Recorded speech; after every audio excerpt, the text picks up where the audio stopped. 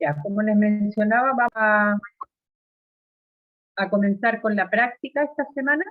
Vamos a empezar a enviarles algunas pautas. El doctor este domingo va a estar con nosotros, ya el próximo no, de ahí lo vamos a volver a invitar, yo creo que en unos 4 domingos más para cuando terminemos nuestra capacitación práctica, ya para que ahí ustedes puedan contarles los testimonios y la gran ayuda que han recibido a través de todo esto, porque igual yo he recibido hartos llamaditos donde la gente está muy contenta, muy feliz, muy agradecida, porque estas capacitaciones no tienen fines de lucro. Estamos trabajando, estamos tratando de ayudar para que puedan tener una mejor calidad de vida. Así que le damos las gracias al Señor por darnos el tiempo, por darnos la paciencia, por darnos el amor, ¿cierto? Porque todo lo hacemos por amor a Él. Y queremos que el Señor nos siga ayudando en todo esto. Mire, antes que oremos, yo les voy a leer acá el capítulo 26 del Ministerio de Curación, donde nosotros le hemos dado mucho énfasis al agua. ¿Ya? El agua es primordial, el agua es lo que necesitamos, es algo tan básico, pero tan esencial para nuestras vidas, para nuestro cuerpo, para todo, porque todo lo limpiamos y lo lavamos con agua, y el agua la necesitamos. ¿Ya? Y vamos a leer acá el capítulo 26, una pequeña parte donde dice el agua como bebida. Dice, el agua pura es una bendición, ya es una bendición. Estando sanos o enfermos, necesitamos el agua, ya el agua pura es para nosotros una de las más exquisitas bendiciones del cielo. Su empleo conveniente favorece la salud. Es la bebida que Dios proveyó para apagar la sed de los animales y del hombre. Ingerida en cantidades suficientes, el agua suple las necesidades del organismo y ayuda a la naturaleza a resistir las enfermedades. Ayuda a la naturaleza a resistir las enfermedades.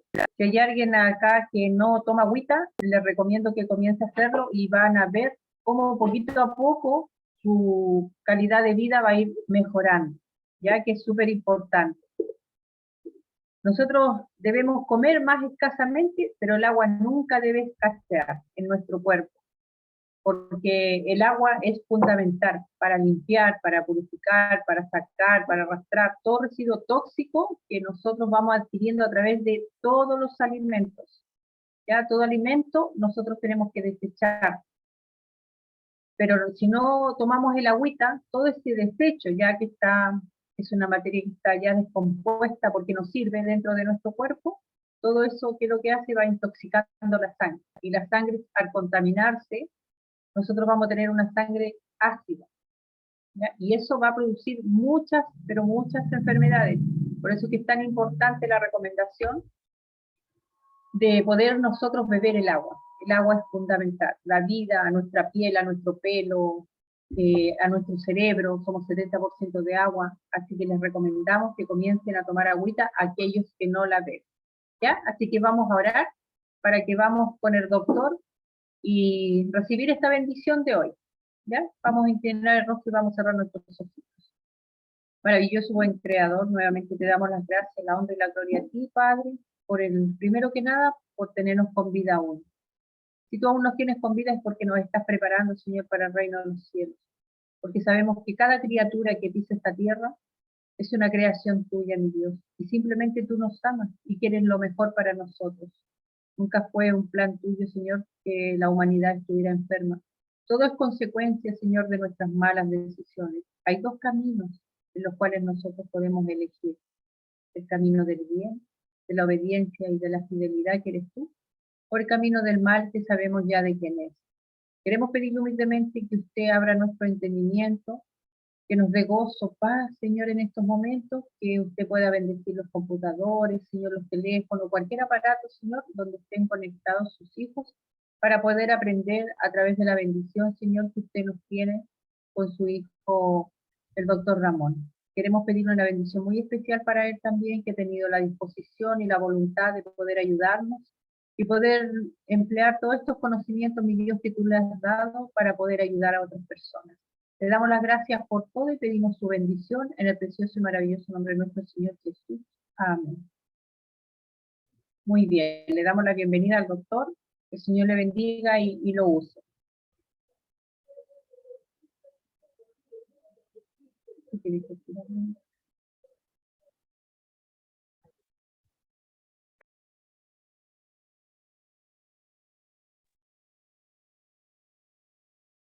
Hola, buenas tardes a todo el mundo. Primera pregunta, ¿se escucha bien o se escucha muy bajo? Se escucha un poquito bajo, doctor. Un poquito bajo. Un momentito, por favor, entonces. Tengo que entonces hacer alguna regla.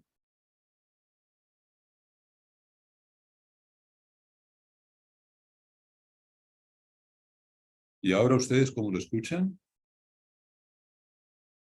¿Cómo lo escuchan ahora? Sí, ahí sí, ¿Bien? doctor. Muy bien, muchas gracias. Entiendo que el primer día pues hablamos un poco de la diabetes, el segundo hablamos de la alimentación. Quizás sería bueno, tal y como por ejemplo el libro aparece, pues aparece otros apartados que son fitoterapia, etcétera, ¿no? Y podríamos avanzar por ese apartado, ¿no? Por la fitoterapia, por ejemplo. Yo ahora lo que voy a hacer es compartir la pantalla con ustedes, igual que hemos hecho otros días, para mostrarles unas diapositivas.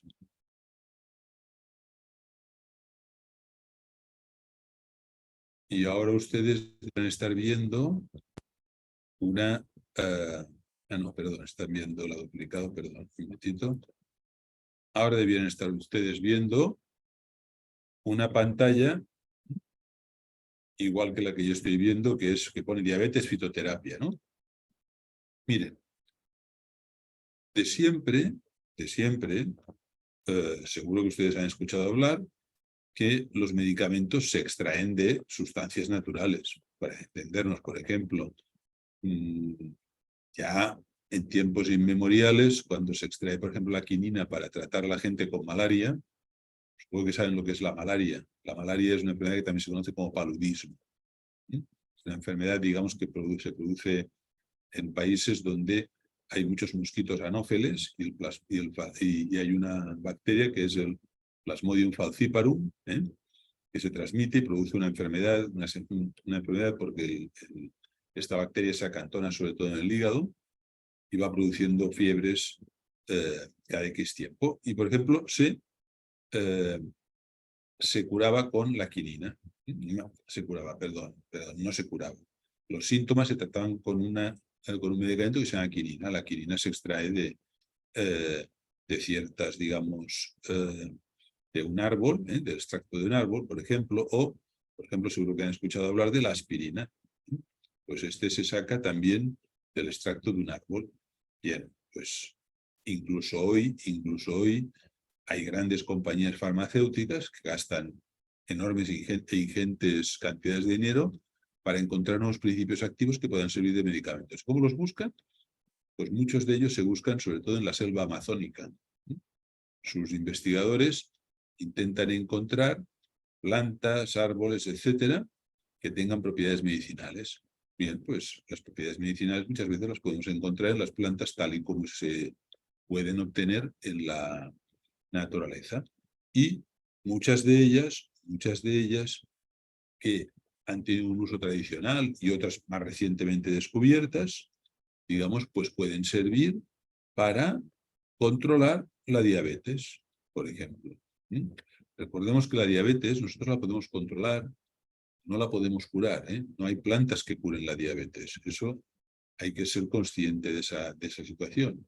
Nosotros lo que podemos hacer es controlar la diabetes. Y, por ejemplo, si aquí ven ustedes, por ejemplo, una tisana hipoglucemiante, ¿no? Por ejemplo, esto es un ejemplo. En el libro hay muchas más, pero, por ejemplo, la gente que tiene diabetes tipo 1 y 2, diabetes tipo 1 y 2 es, para que nos entendamos, seguro que lo expliqué la otra vez, pero por recordarlo, la diabetes tipo 2 es habitualmente la que se adquiere en la edad adulta y la diabetes tipo 1 es la que suele aparecer en las personas de forma genética y por lo tanto en la edad joven. Tiene una causa más bien genética. La diabetes tipo 2 es más bien de causa por estilo de vida, digamos que es su aparición, ¿no? Y, por ejemplo, aquí vemos esta planta que no es muy conocida, no es muy conocida, pero es la coccinia índica.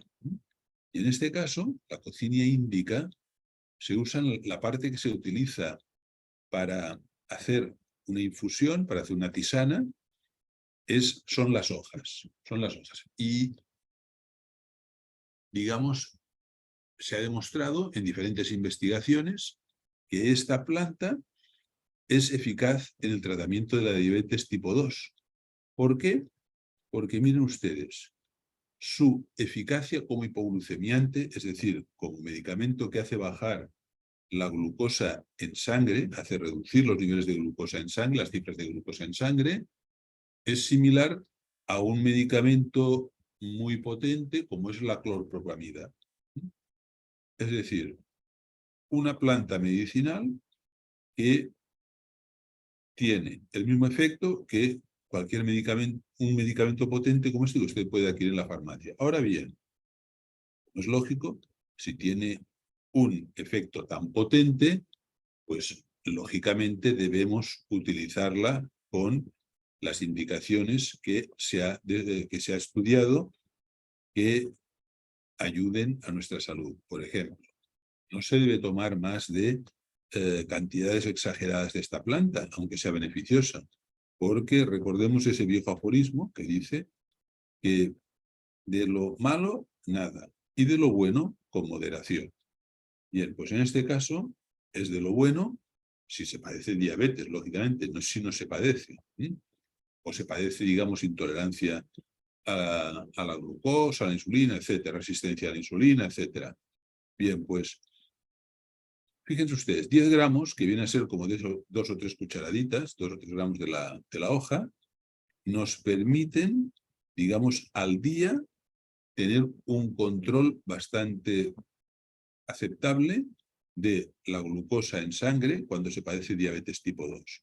¿Y qué es lo que se hace? Pues mire, una cucharada sopera, que viene a ser como 5 gramos más o menos de hoja seca, de la planta seca, se vierten en 200 mililitros de agua y sobre eso se vierte una cantidad de agua caliente, una taza, para entendernos, y se deja reposar en un recipiente.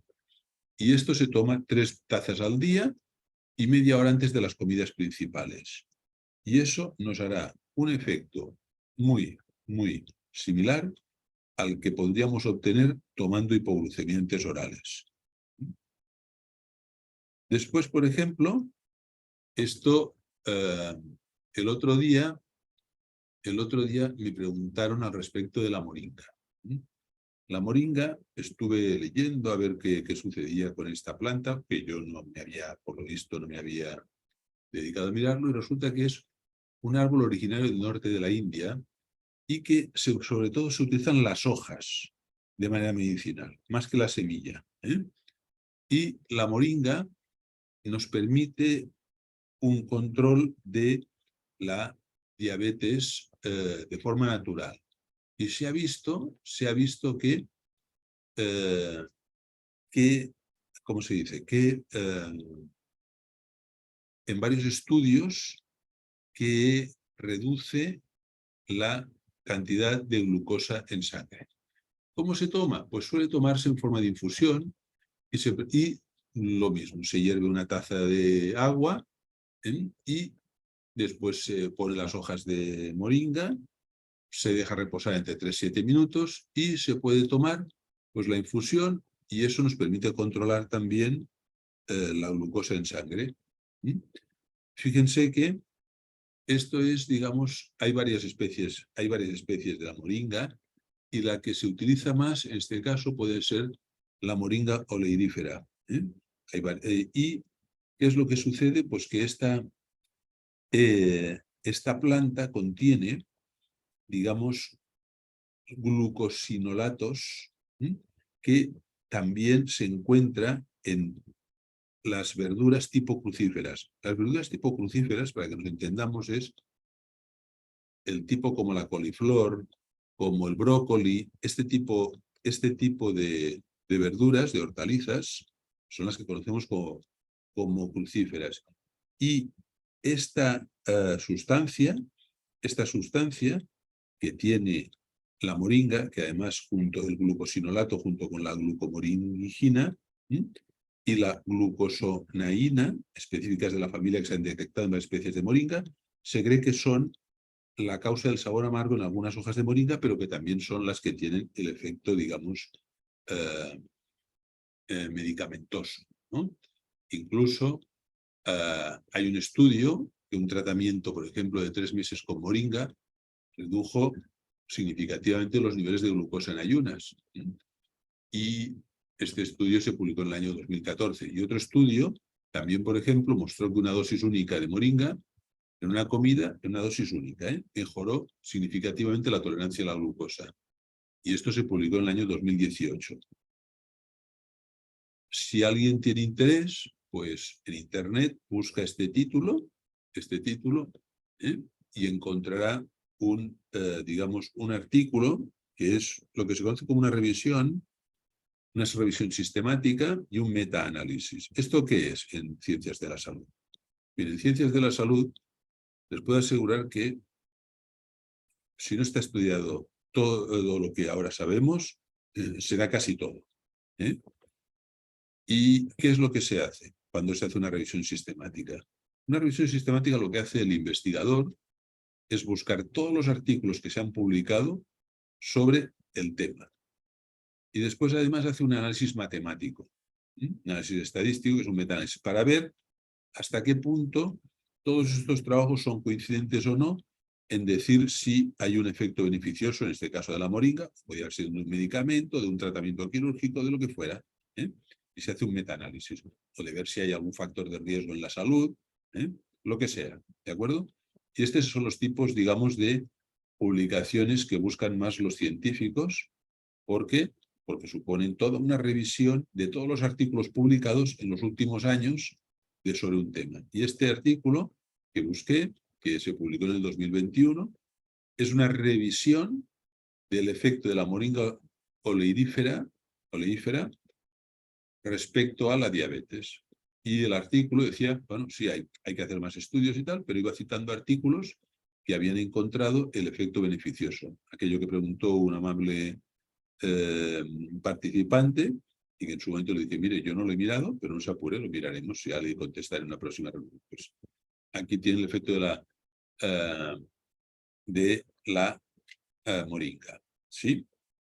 Bueno, obviamente, si ustedes consultan el libro, verán que hay muchísimas más tisanas que ustedes pueden preparar para reducir los efectos de la glucosa, reducir las cifras de glucosa en sangre y, por lo tanto, los efectos de la diabetes. Pero solo hay que plantear el tratamiento de la diabetes desde el punto de vista de las plantas medicinales o la dieta, pues no solo es eso importante. Es muy importante, y eso lo dijimos en el primer día, todo lo que se refiere a la actividad física. La actividad física es un pilar tan importante como la alimentación en el tratamiento de la diabetes. Esto es algo que muchas personas que practican la reforma de la salud, digamos, la practican de forma limitada, porque practican mucho lo que sería alimentación, practican mucho lo que sería fitoterapia, pero no en absoluto lo suficiente el ejercicio físico, la actividad física. La actividad física es, digamos, nuestro esqueleto, huesos, músculos, etcétera, necesitan el mismo cuidado que nuestro estómago y nuestro corazón y nuestros pulmones. El ejercicio físico, como he dicho, es uno de los pilares fundamentales para el control de la diabetes. Sin ejercicio físico no se puede controlar de forma adecuada la diabetes. Es más, un ejercicio adecuado y regular. Cuidado, el ejercicio físico no es una cuestión de hacer un día una actividad extenuante. Eso es un error. El ejercicio físico que va bien para la salud es el ejercicio regular, no el extenuante, ni mucho menos, sino aquel que nos permite estar en un estado de forma óptima. Y ese tipo de ejercicio nos permitirá reducir las dosis de insulina, por ejemplo, si una persona tomara ya insulina. Está comprobado que las personas que son deportistas, aunque padezcan diabetes, hay muchos deportistas que padecen diabetes y les aseguro que incluso hay campeones mundiales. Campeones mundiales que padecen diabetes y son deportistas. Pues bien, todas estas personas que practican ejercicio físico, si se acompaña de una dieta adecuada y saludable, solamente con dieta y ejercicio físico, muchas de las diabetes tipo 2, muchas de las personas con diabetes tipo 2 tendrían suficiente para controlar su diabetes. No necesitarían de ninguna medicación, en absoluto. Solamente con dieta y ejercicio físico.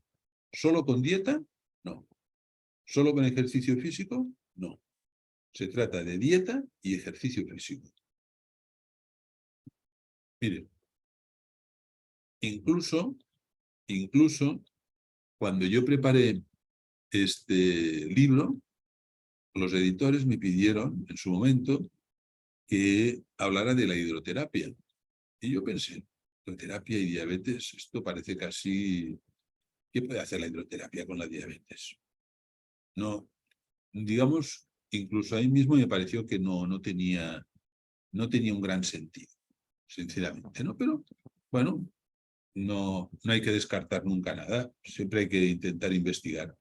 Y estuve buscando la bibliografía posible y me encontré con un artículo de The New England Journal of Medicine, para hacerme, digamos, entender. The New England Journal of Medicine es una de las 3 revistas más importantes en el mundo en salud. Las 3 revistas más importantes en salud son 2 británicas, que son The Lancet y The British Medical Journal, y la norteamericana, The New England Journal of Medicine.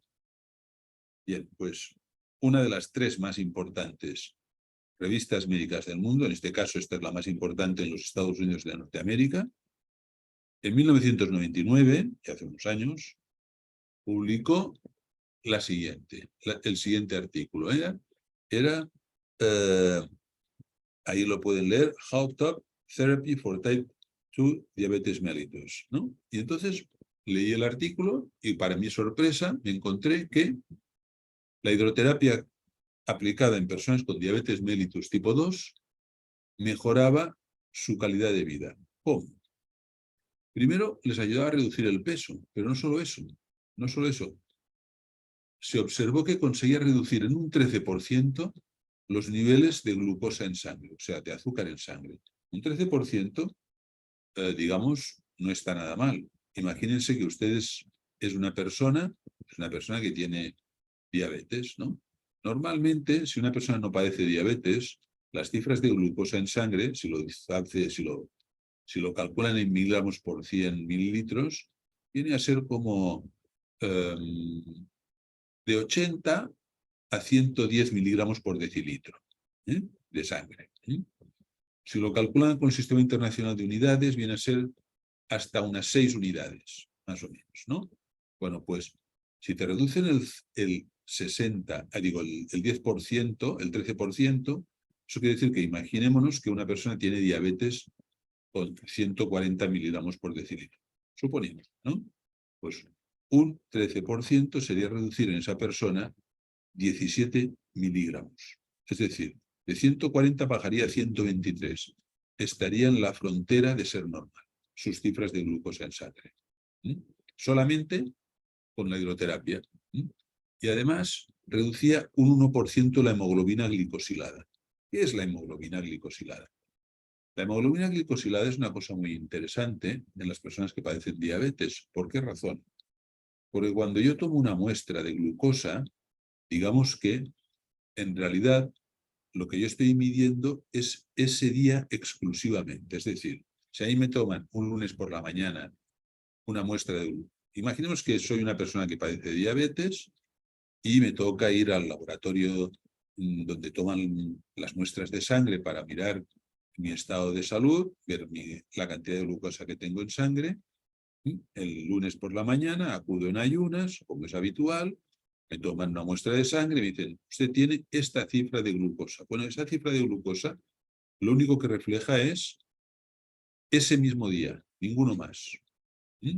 Claro está, se supone que si ese día tengo esa cifra, es de esperar que más o menos todos los días debo tener una cifra parecida. Pero eso no es así, porque depende de la dieta que yo haya seguido ese día y del ejercicio que haya seguido ese día, va a modificar enormemente la cantidad de glucosa circulante que yo tendré en sangre. Pero la hemoglobina glicosilada no. La hemoglobina glicosilada nos permite ver en una cantidad de meses anteriores a la prueba, a la extracción de sangre, cuando voy a hacer la prueba sanguínea, ver cómo ha sido, digamos, la estabilidad, más o menos, de las cifras de glucosa en mi sangre. Y la hemoglobina glicosilada, que son porcentajes muy bajitos, lo que se mira, es lo que me indica la estabilidad de mis cifras de glucosa en sangre. Y bajar un 1% de hemoglobina glicosilada, independientemente de la dieta que yo sigo, es una cifra realmente muy, muy relevante. Es decir, que la hidroterapia ayudaba en el equilibrio de las cifras de glucosa en sangre de forma, digamos, estable durante tiempo. Es decir, independientemente de la dieta que se siga, el ejercicio que se practique o la medicación que la persona tomara, la hidroterapia demostraba que era capaz de reducir los niveles de glucosa y de hemoglobina glicosilada. Es decir, los beneficios, además de la hidroterapia, eran cuantificables de forma precoz. Y a los 10 días de empezar la cura hidroterápica. Por lo tanto, es un tratamiento útil en el caso de la diabetes. Y hasta aquí lo que yo explicaría, digamos, ¿cómo se dice?, de los tratamientos que podemos considerar como tratamientos naturales que hay en la diabetes, que hay para la diabetes. No sé si, digamos, tuvieran interés en que se les explicara someramente cómo es el tratamiento de la diabetes, digamos ya más tradicional, con insulina o con hipoglucemiantes orales. No sé si hay algún interés por parte de los oyentes en que se explique algo al respecto. Pero eso ya me lo tendrían que decir ustedes si quieren que ese aspecto sea tratado. En el libro se trata, pero veamos si hay interés en esta reunión de que se pueda explicar un poquito. Ustedes me dicen.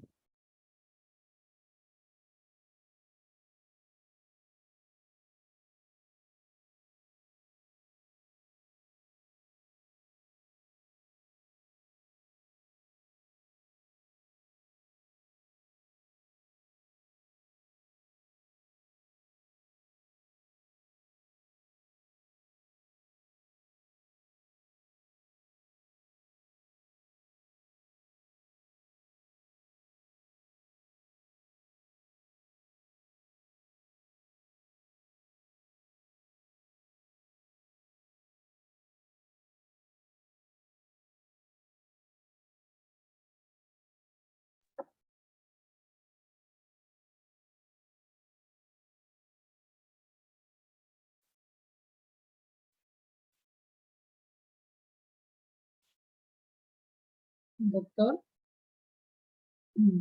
¿terminó? ¿O le falta algo?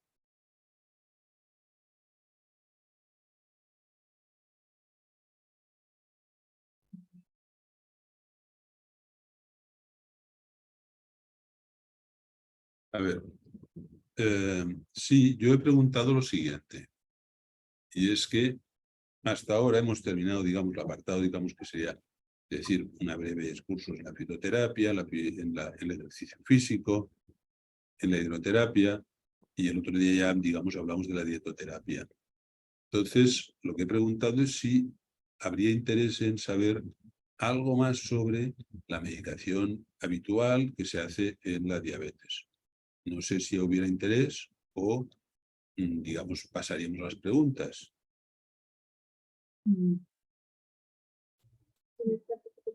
En el chat dicen que sí, doctor. Que sí, desean saber. Bueno, vamos a explicar un poquito del tratamiento habitual de la diabetes. Un momentito que voy a volver a mostrar.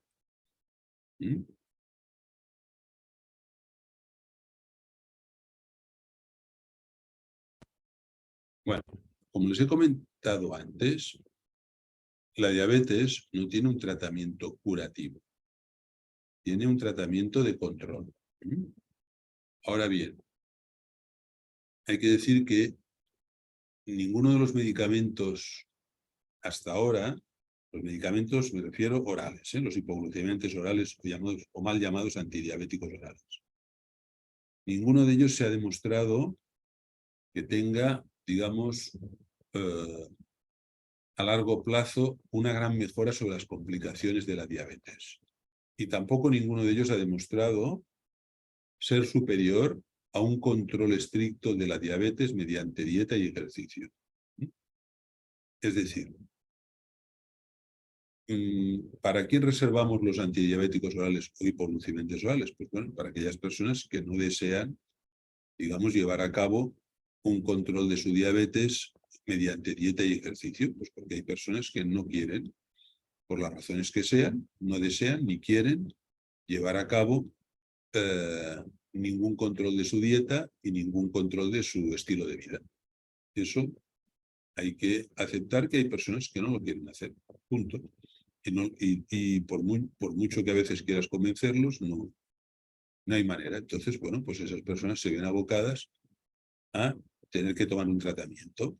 Un tratamiento, digamos, que pretende prevenir las complicaciones a corto plazo, que son la hipoglucemia o la hiperglucemia, la bajada excesiva de glucosa en sangre o la subida excesiva, ¿no? Y a largo plazo, pues las complicaciones en los ojos, en las extremidades, en fin, etcétera, ¿no?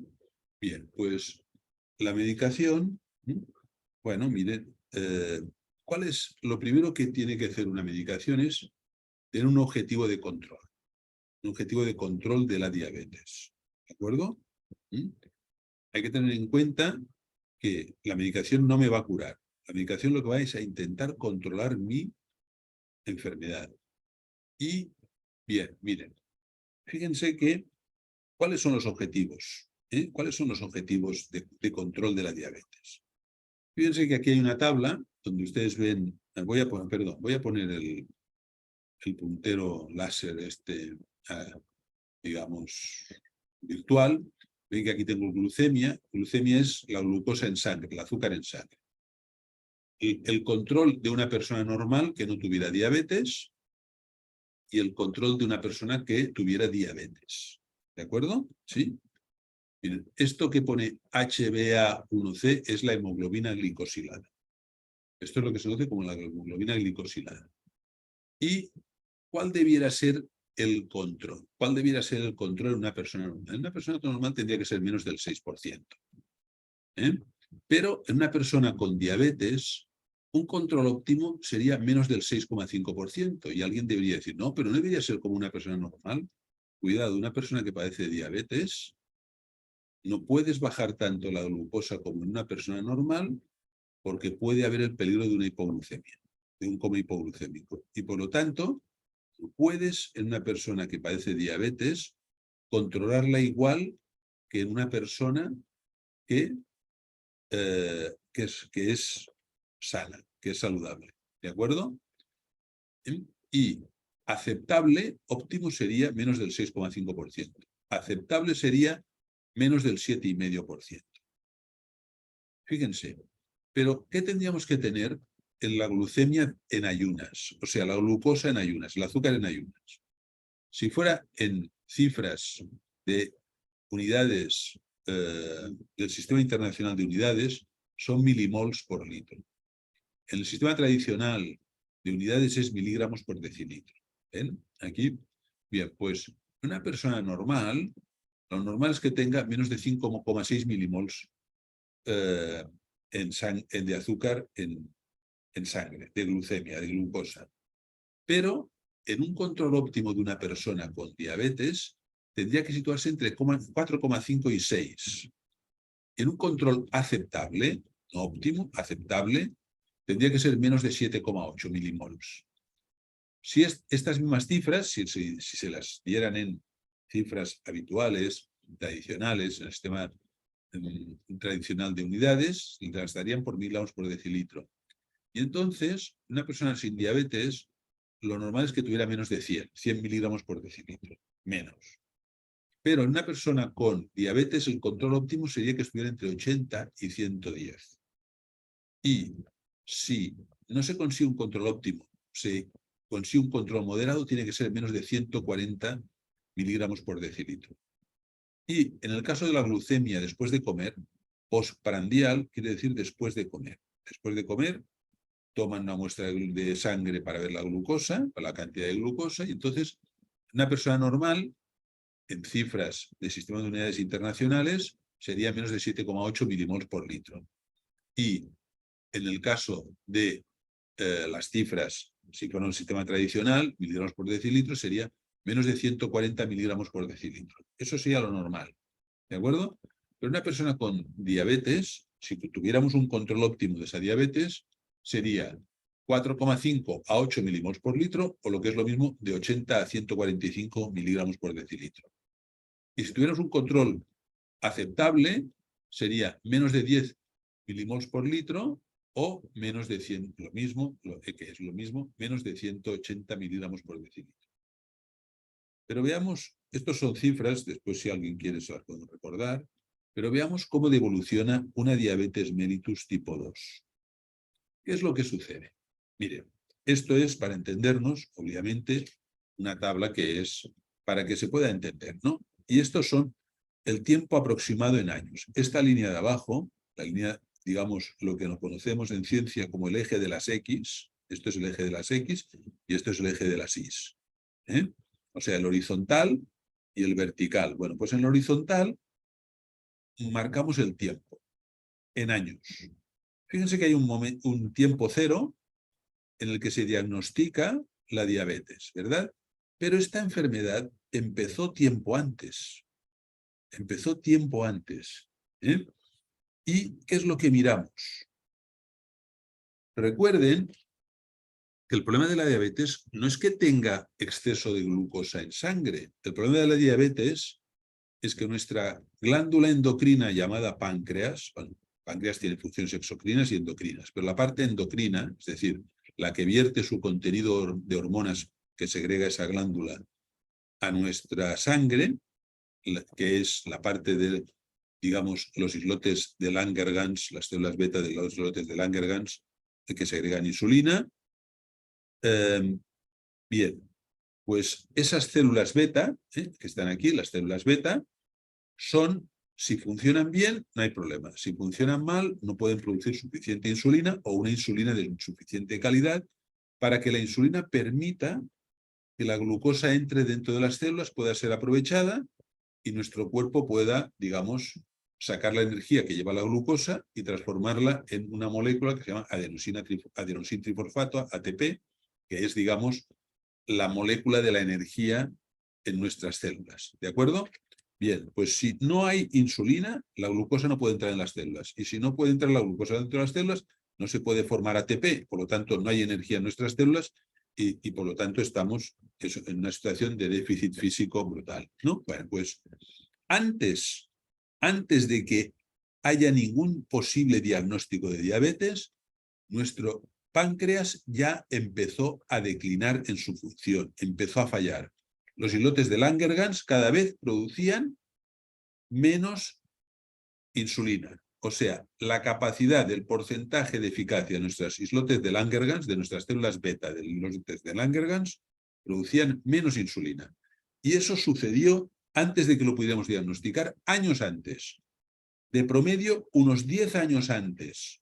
Unos 10 años antes de que apareciera la enfermedad con sus primeros síntomas, ya nuestro cuerpo ya se estaba deteriorando. ¿Me explico? O sea, es decir, iba decayendo el porcentaje de eficacia de las células beta de los islotes de Langerhans, que son los que producen insulina, y ya iba cayendo. Y en el momento que estos islotes ya el 50% han decaído en su función, entonces en principio, más o menos, tampoco no crean que es un porcentaje exacto, pero para entenderlo más o menos así, es cuando la persona empieza a notar que tiene síntomas de diabetes. Y es cuando acude a un médico, le hacen un análisis de sangre y se descubre que esa persona tiene diabetes. ¿De acuerdo? Es el momento en que ya, como ustedes comprenderán, esta fase que llamamos de prediabetes, si esa persona hubiera seguido principios de vida, de dieta, ejercicio, etcétera, en lugar de ser esta pendiente así fatal, esto no se remonta, nunca se remonta. Pero la curva no cae así en picado, sino que se mantiene más o menos y se evita llegar a ese porcentaje que nos va a llevar a los síntomas de diabetes. ¿De acuerdo? Obviamente, si la persona no efectúa ningún cambio en su estilo de vida, a partir de que empiece a tener síntomas, digamos, su páncreas cada vez se irá deteriorando de forma más y más aguda. ¿Qué sucederá? Pues mire, esto es casi siempre lo que va a suceder en la evolución de una enfermedad como la diabetes. Después de unos 10 años de padecer sin síntomas, los síntomas es cuando ya es evidente que hay la enfermedad. Es decir, ¿cuáles son los síntomas más característicos de la diabetes? Pues, obviamente, el orinar mucho y muchas veces, polidipsia, poliuria, que eso conduce a que tengas mucha sed, polidipsia, beber muchas veces agua, y además, como se expulsa glucosa por la orina y la glucosa no se está aprovechando en nuestro organismo, por nuestras células, la persona tiene sensación de hambre y come más, polifagia. Y además se siente débil, se siente permanentemente cansada, somnoliente, etc. Esos son los síntomas que empieza la diabetes. Y cuando ya empiezan, ya está instaurada la enfermedad. Ya no hay ninguna posibilidad de recuperación, de vuelta atrás. La enfermedad, en el punto que está, no hay recuperación hacia atrás. Lo único que hay es, si instauras medidas, digamos, de estilo de vida, es que la pendiente no sea tan pronunciada, la pendiente de caída en la enfermedad. Eso es lo que vas a evitar. Bueno, pues si no hacemos nada, si no instauramos ninguna medida de tipo de estilo de vida, ¿qué va a suceder? Pues mire, habitualmente lo que va a pasar es, en el caso de una persona que no sea una diabetes de carácter genético, es decir, una diabetes tipo 1, sino que sea una diabetes adquirida con la edad, tipo 2. ¿Qué va a suceder? Lo primero que va a pasar es, una vez pasemos ese umbral en que ya aparecen los síntomas, pues bueno, acudirá usted al médico y se le planteará pues si quiere seguir, qué plan de vida quiere seguir, si dieta, ejercicio, etcétera. Y si la persona no va a hacer nada de eso, se le instaurará, además de una dieta más o menos, digamos, restrictiva, una monoterapia. Monoterapia quiere decir un medicamento que suele ser, obviamente, porque todavía hay, digamos, un reservorio de células beta de islotes de Langerhans que va a producir todavía insulina, se va a instaurar un medicamento hipoglucemiante oral o un antidiabético oral. Pero eso no va a conseguir frenar la enfermedad, ni va a conseguir controlarla. Y la persona va a continuar disminuyendo su capacidad pancreática de producir insulina. ¿Qué va a suceder? Al cabo de un tiempo van a tener que añadir otro fármaco y será un tratamiento con 2 fármacos antidiabéticos orales. Pero eso tampoco, si no hay ningún cambio de estilo de vida, va a conseguir frenar la enfermedad y el deterioro del páncreas. Por lo tanto, cada vez el páncreas segregará menos insulina o menos insulina eficaz. Tercera fase de la enfermedad es la combinación de múltiples fármacos y se instaurará sí o no insulina.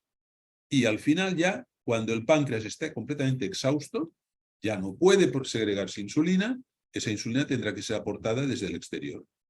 Una hormona sintética. Hace tiempo, cuando no se podía segregar sintéticamente la insulina, pues utilizaba insulina de cerdo, porque era no es que no piensen que es una falta de respeto, pero el cerdo es uno de los animales que tiene un metabolismo más parecido con el ser humano. Y entonces se utilizaba insulina de cerdo. Bueno, ahora no, ahora ya hace muchos años que es sintética.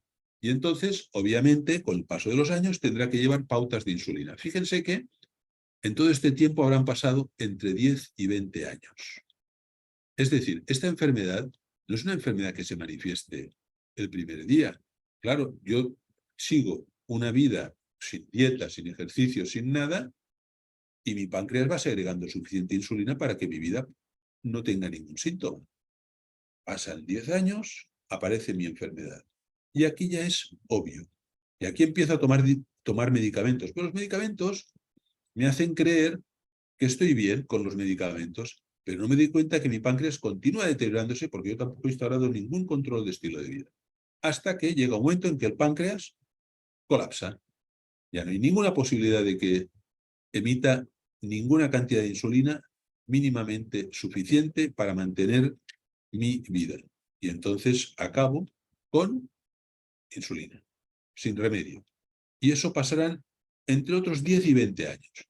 Es decir, si la persona, ¿cuándo empieza la persona? ¿Cuándo suelen las personas a empezar a padecer esta situación? 40, 50 años más o menos. La edad 40, 50 años. Ahora cada vez son más jóvenes. Pero digamos que 40, 50 años de edad es la edad en que la gente empieza, digamos, aquí, perdón, 40 o 50 años sería aquí, 60 años es la edad en que la gente empieza a notar los síntomas y que necesita de medicación.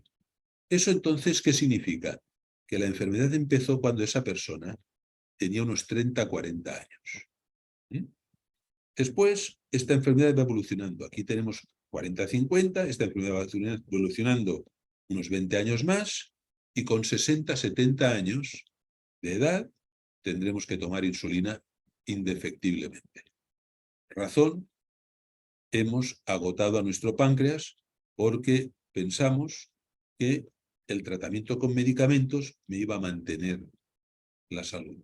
Y no, lo que hacían los medicamentos era suplir, o sea, suplir aquello que yo no hice con dieta, que no hice con ejercicio. Pero el medicamento no va a, digamos, a mejorar mi control de la enfermedad. Mi medicamento lo único que va a hacer es controlar la glucosa en sangre. Y por lo tanto, mi deterioro va a continuar en mi páncreas, sin duda alguna. Los medicamentos no van a frenar para nada el deterioro de mi páncreas. Y esto es lo que, al final, cuando yo tenga 60 o 70 años, tendré en mi vida insulina. Y cuando llego a tomar insulina, recuperar esa situación suele ser bastante complejo. Suele ser bastante complejo. Si alguna persona toma insulina, sabe que estos son los puntos habituales donde la persona se inyecta. En el muslo, en el vientre, en la zona del deltoides, que el brazo me refiero. Estos son los puntos habituales donde las personas se inyectan insulina. ¿Y qué tienen que hacerlo? Pues bueno, pues lo tienen que hacer con esta especie de lápiz, ¿no? Que lleva una aguja muy finita, o con agujas desechables, ¿no? O con inyectables desechables, que son agujas muy finitas que se pone subepidérmicamente, se pone la insulina, se inyecta la insulina. Pues hasta aquí, digamos, lo que podríamos explicar, digamos, someramente sobre la diabetes.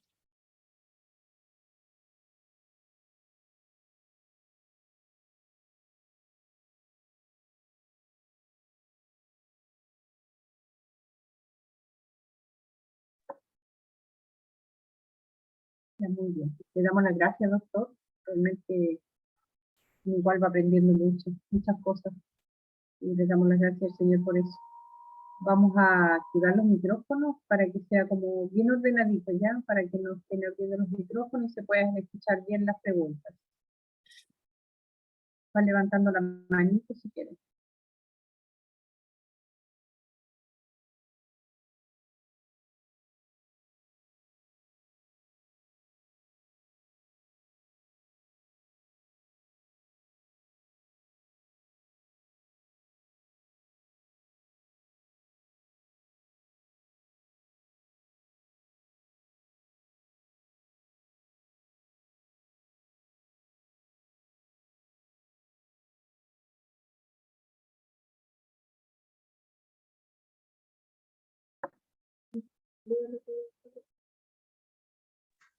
Hola. Maritza parece que está levantando la manita. Hola, no, yo no levanté la manito, no sé si me podrán atender. Sí, haga su pregunta. Hola, buenas tardes. Siempre, gracias por la charla, muy interesante.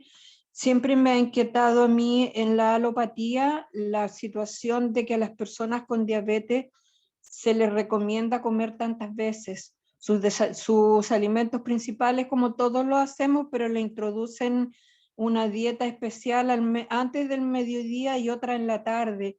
Y tengo entendido que cada vez que comemos nuestra glucosa, el páncreas va secretando glucosa o algo así, y que eso sería perjudicial para la salud, por lo menos en una persona sana.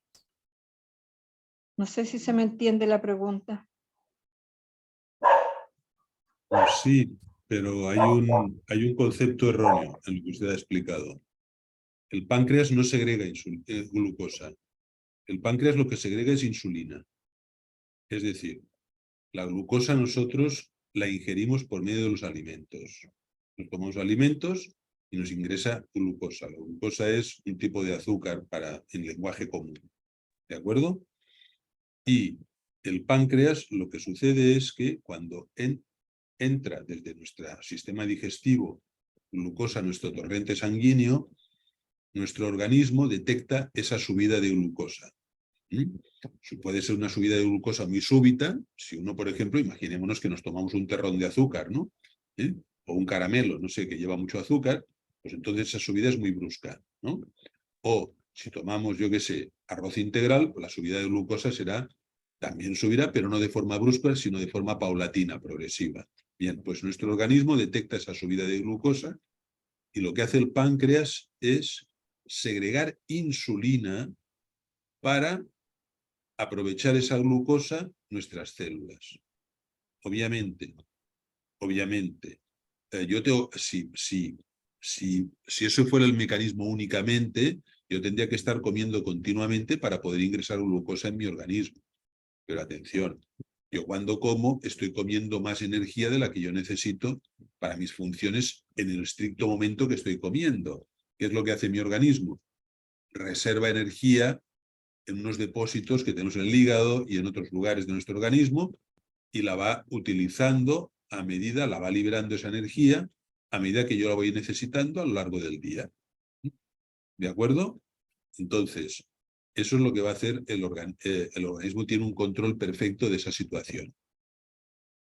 Claro está, para evitar esos pics de glucosa, pues los médicos en su momento pensaron, pues nada, lo que tenemos que hacer es que la gente coma menos, porque no se trata de tomar un refrigerio, digamos, a mitad de desayuno y almuerzo y a mitad de almuerzo y cena, y continuar comiendo la misma cantidad en el almuerzo, el desayuno, almuerzo y cena. No. Cuando se hacen con 5 comidas, el desayuno se debe reducir en cantidad, el almuerzo se debe reducir en cantidad y la cena se debe reducir en cantidad, que se compensa con los refrigerios a mitad de mañana y a mitad de tarde. ¿Para qué? ¿Para qué hicieron esto? Para que los pics de subida de glucosa fueran menos. Fueran menos. ¿Por qué? Porque cada vez que hay un pic, digamos, estresas al páncreas con una demanda excesiva de insulina.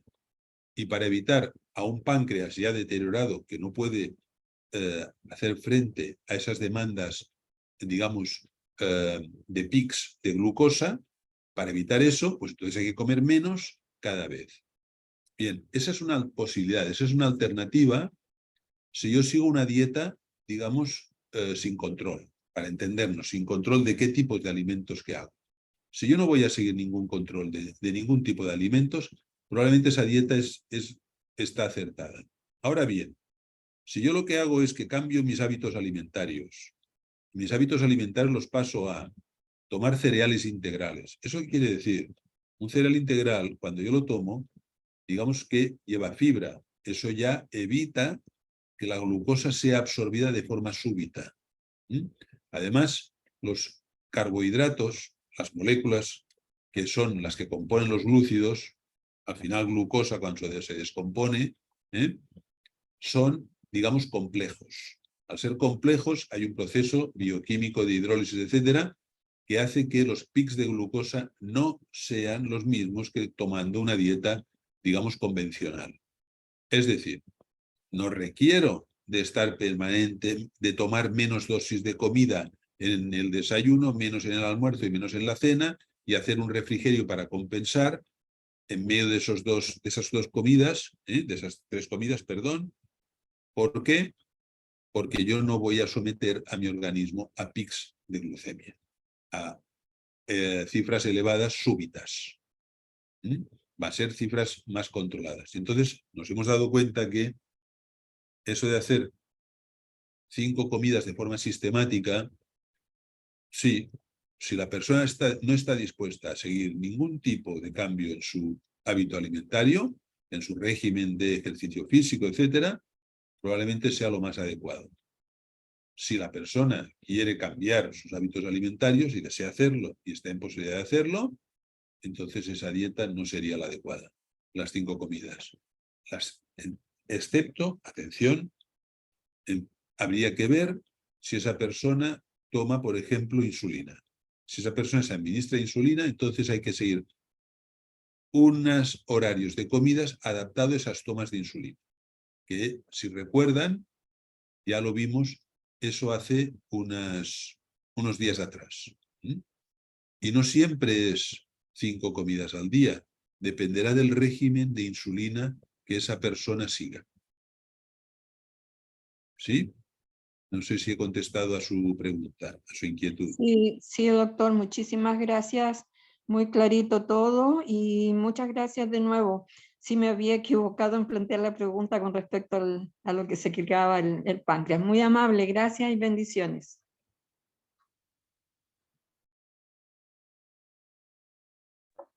Señora Marisa. Sí, buenas tardes. Mi consulta es la siguiente. ¿Existe algún examen que muestre el deterioro del páncreas para saber en qué episodio está, si es que está deteriorado o no? Eso. Sí existe, pero no es aconsejable. Sería hacer una muestra histopatológica del páncreas. Pero no se practica, excepto que haya una indicación muy, muy importante. Ya. Ya. Gracias. Jimena. Buenas tardes, doctor. Me llamó la atención eso, la hidroterapia para la diabetes. ¿Cómo algo externo, un medicamento externo, puede mejorar, a pesar de que vaya con un régimen que usted está hablando perfecto, puede aumentar o disminuir mi diabetes? Que algo externo, por lo que yo entendí. No sé si entendió la pregunta. Sí, se ha entendido. A ver, por lo mismo que he dicho yo antes, a mí cuando me pidieron a ver si la hidroterapia tenía algo que ver con la diabetes, los editores, pensé que no era posible, porque no tenía una lógica aparente, algo que, como usted dice, es, digamos, de aplicación externa. ¿Cómo puedes tener, digamos, un beneficio interno? Pero piense usted, ¿el ejercicio físico qué es? ¿De aplicación externa o interna? Externa. ¿Ya? ¿Pero tiene efectos internos? Sí. ¿Me explico? Tiene efectos internos el ejercicio físico. Probablemente la hidroterapia, pero esto, como usted comprenderá, hay muy pocos estudios que se hayan hecho, que haya podido comprobarse sobre la diabetes, y por lo tanto, lo que nosotros vemos que sí, es eficaz, pero ¿por qué razón es eficaz? Ahora ya entramos en el terreno de la especulación científica. ¿De acuerdo? O sea, no en el terreno de la certeza científica, sino en el terreno de la especulación científica. ¿Sí? Que a veces esto, digamos, no debemos confundirnos. Y ahora lo que yo le voy a decir es de carácter especulativo, no de carácter de certeza científica. ¿Sí? Bien, teniendo en cuenta esto, ¿qué pensamos que sucede con la hidroterapia? Pensamos que sucede algo parecido con el ejercicio físico, igual que además sucede, digamos, por el estímulo de los vasos sanguíneos. Es decir, hay un aumento de corriente sanguínea, hay un aumento, digamos, de esa corriente sanguínea permite que los músculos funcionen más, haya un aumento de ese ejercicio y pensamos que por ahí puede ser la explicación. Pero eso no, digamos, no está comprobado. Solo sabemos que la hidroterapia funciona. ¿Cómo funciona? Científicamente no lo sabemos.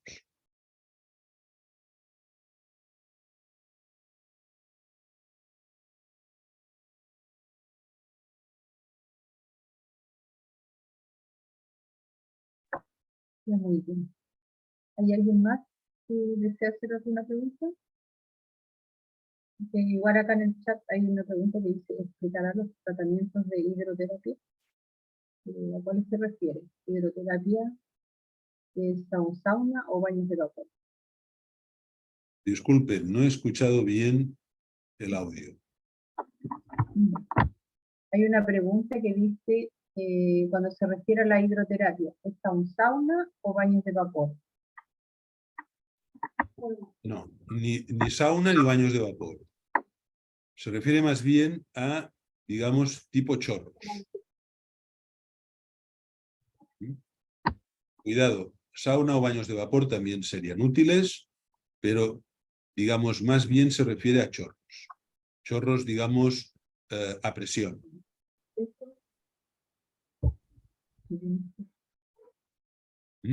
Y ejercicios en el agua.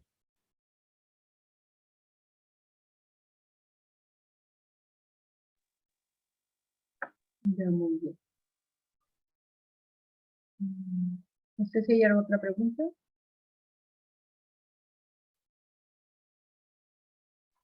Hermanita Angélica, Hermanita por Mirza, dígame. por favor, si no hubiese alguien más que quiera consultar, tendré una segunda oportunidad. Mire, quiero consultar el caso de mi hijo que padeció varios episodios de esa vista de túnel que le llaman, y tenía bastante micción, tenía también algo así como que le había aumentado las ansias de comer, o sea, en desorden de comer más que nada.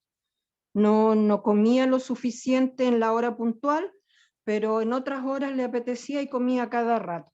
Entonces él se hizo los exámenes y le salieron buenos. Todos los exámenes, uno que se repite, que se hace como 2 o 3 veces tomar el jarabe, se hizo todos los exámenes y le salieron buenos. Eso que él estaba sintiendo sería que lo que el doctor explicaba recién, que pudiera presentarse antes de que aparezcan los síntomas verdaderos o que se declare la diabetes, o será algo solamente por estrés, como a él le dijeron. Sí, los síntomas que usted dice no tienen nada que ver con la diabetes. Ya. Muchas gracias. ¿Verdad?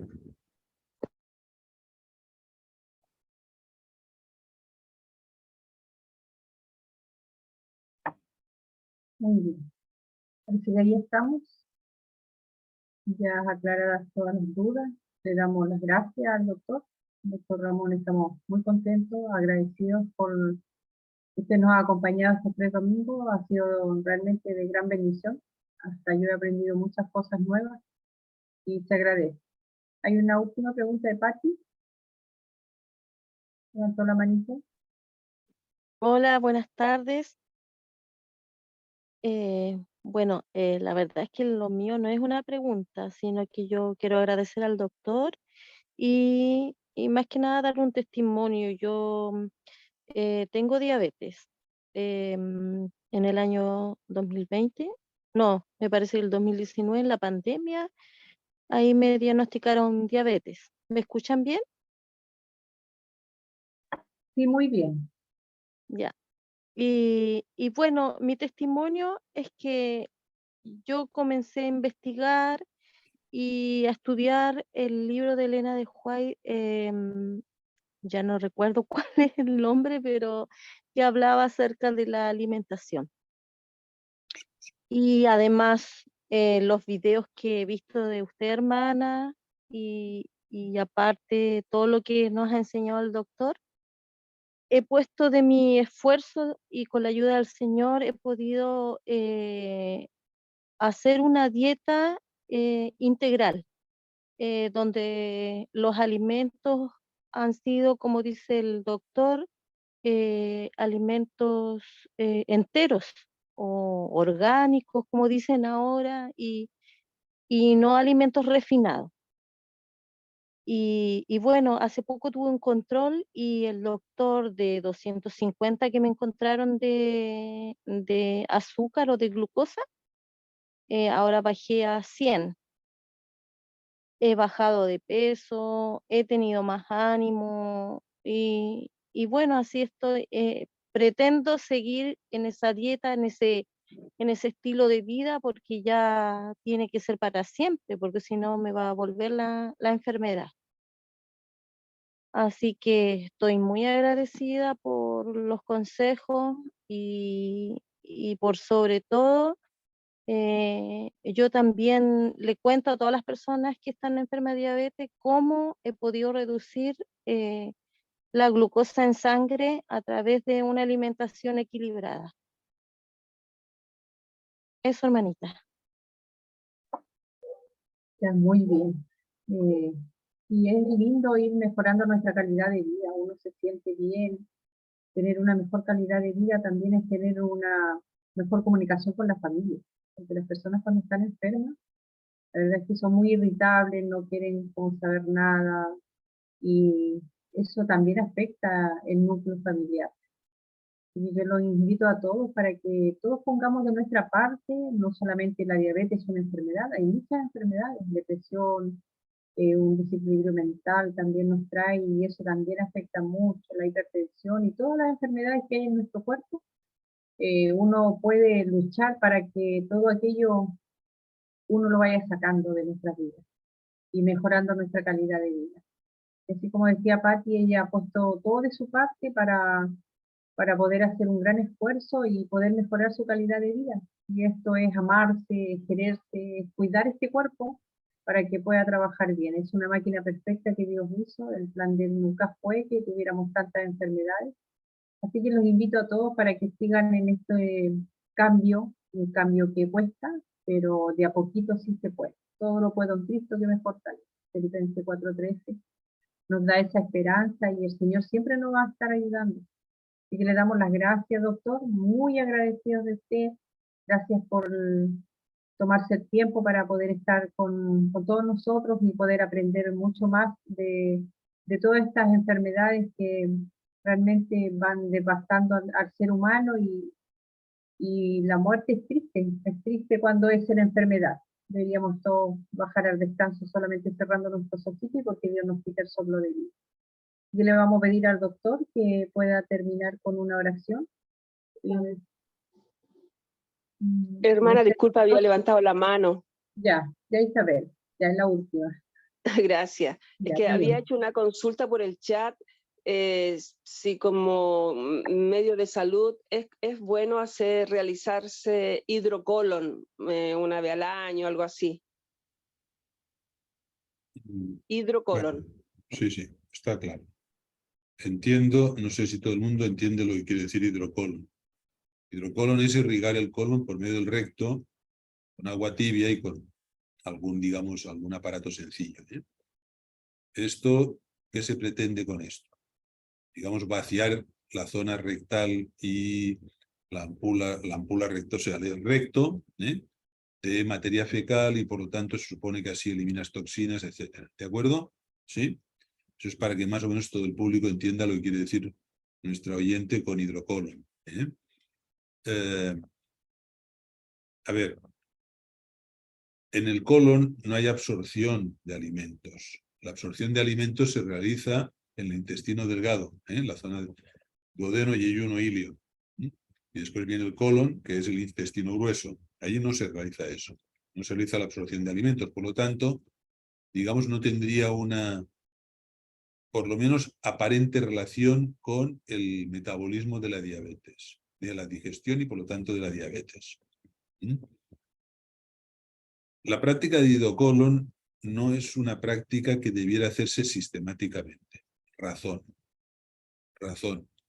El practicar el hidrocolon, digamos, hace que la persona se habitúe a no digamos, evacuar o defecar de forma normal.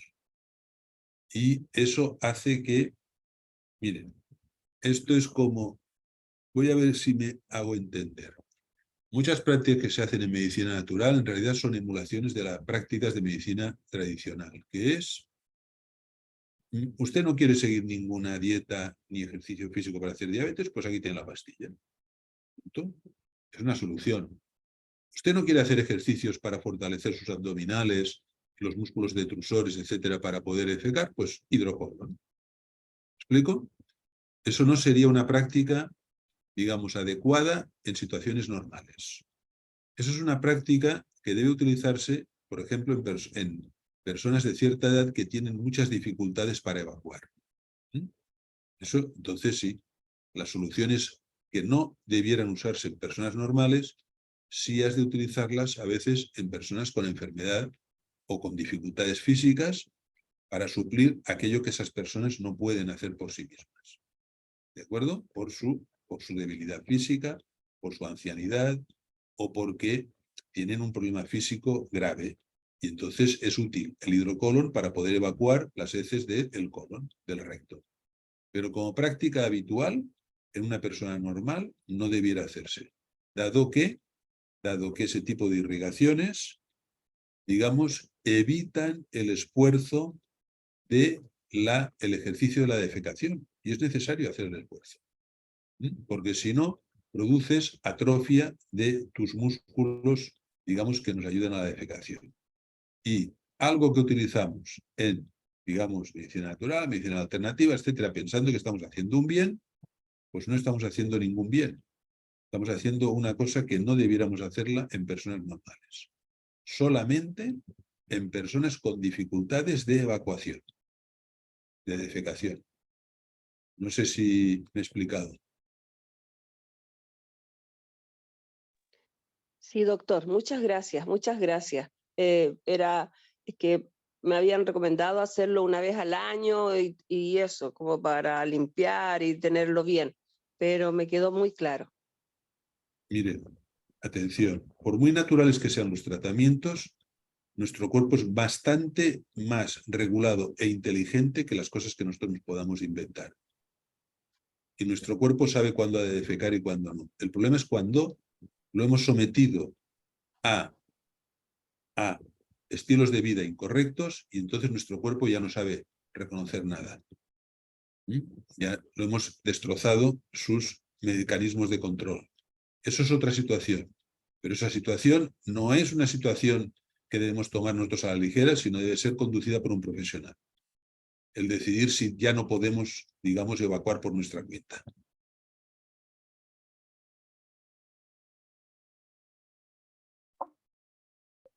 Vaya, habíamos dejado una pregunta muy importante fuera.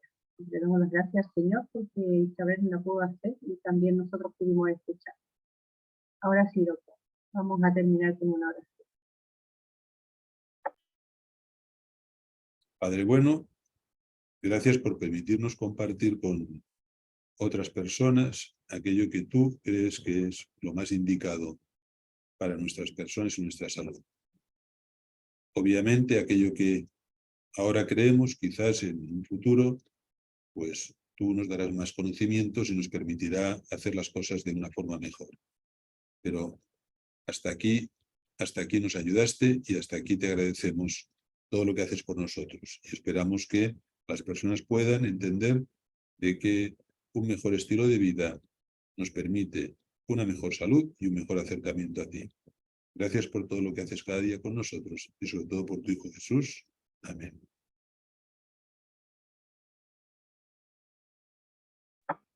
Muy bien, le damos las gracias. Muchas gracias, hermana. Muchas gracias, doctor. Gracias a todos los que estuvieron y muchas gracias, doctor. Se le agradece mucho su participación, su colaboración y la paciencia que se dio para responder también todas las preguntas y todas las dudas. Así que un abrazo para usted y ahí estaremos quizás en 4 domingos, 5 domingos más, invitándolo para que pueda ver los resultados de cada persona que va a poner de su parte para poder lograr estos cambios y créanme que nos va a llevar a ser más felices, ¿ya? Donde no hay enfermedad y más felicidad. Pues un saludo para Muchas todos gracias. ustedes. Ha sido un placer compartir estos momentos con ustedes. Que tengan un buen día. Nos vemos en otra ocasión. Un saludo. Gracias. Muchas Gracias a todos. gracias. Bendiciones para Bendiciones. todos. Gracias. Gracias.